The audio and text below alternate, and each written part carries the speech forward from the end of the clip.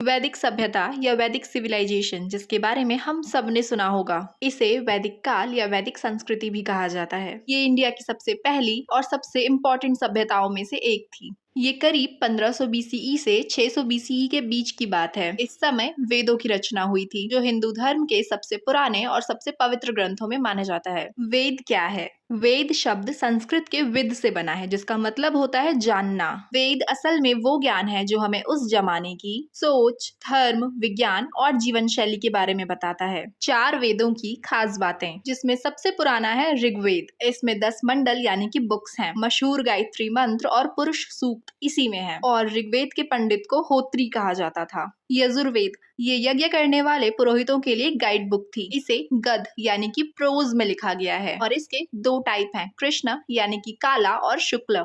तीसरा मगर सबसे छोटा वेद था सामवेद। इसमें ऋग्वेद के श्लोकों को गाने के रूप में लिखा गया है और ये उद्गाता थी पुरोहितों के लिए। अथर्ववेद, इसमें जादू टोना, बीमारियों से बचाव और शांति मंत्र है। ये सबसे नया वेद है और इसमें ऋग्वेद के कुछ श्लोक भी दोहराए गए हैं। चलिए अब जानते हैं वेदों के 4 पार्ट्स के बारे में। हर वेद के 4 हिस्से होते हैं, जिसमें पहली है संहिता। संहिता में भगवान की स्तुति, भजन और प्रार्थनाएं हैं। ब्राह्मण, यज्ञ से जुड़ी गाइडलाइंस और नियम के लिए। आर्यणक, जो लोग जंगलों में साधना करते थे उनके लिए। उपनिषद, आत्मा, ब्रह्मा और जीवन के गहरे सवालों पर आधारित ग्रंथ थे। टोटल 108 उपनिषद है, जिनमें से 13 सबसे इंपॉर्टेंट माने जाते हैं। वैदिक आर्य कौन थे? वेदों को जिन लोगों ने लिखा उन्हें ही हम वैदिक आर्य या आर्यास कहते हैं। शुरुआती थ्योरी के हिसाब से आर्य लोग साउथ रूस या फिर मिडिल एशिया के स्टेपी इलाके से आए थे। ये लोग इंडो यूरोपियन लैंग्वेज बोलते थे और धीरे धीरे ये लोग नॉर्थ वेस्ट इंडिया में बस गए और फिर इन्हीं के जरिए वैदिक संस्कृति की शुरुआत हुई।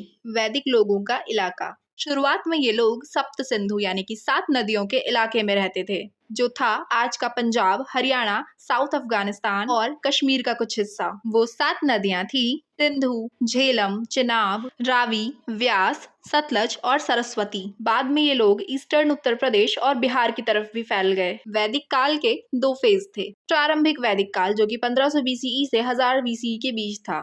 ऋग्वेद इसी दौर में लिखा गया था। जनजातियां, छोटी छोटी बस्तियां और समानता वाला समाज था। उत्तर वैदिक काल, जो कि 1000 से 600 बीसीई के बीच था। बाकी के 3 वेद इसी दौर के हैं। समाज में वर्ण व्यवस्था यानी कि कास्टिज्म, राजा और टैक्स जैसी चीजें बनने लग गई थी और लोहे का यूज भी शुरू हो गया था। उस वक्त की पॉलिटिकल सिस्टम और समाज। प्रारंभिक वैदिक काल में समाज की बेसिक यूनिट जन थी, यानी कि यूं कहें कि एक ट्राइब जैसा। उसका लीडर राजन यानी कि चीफ होता था, जो दुश्मनों से रक्षा करता था।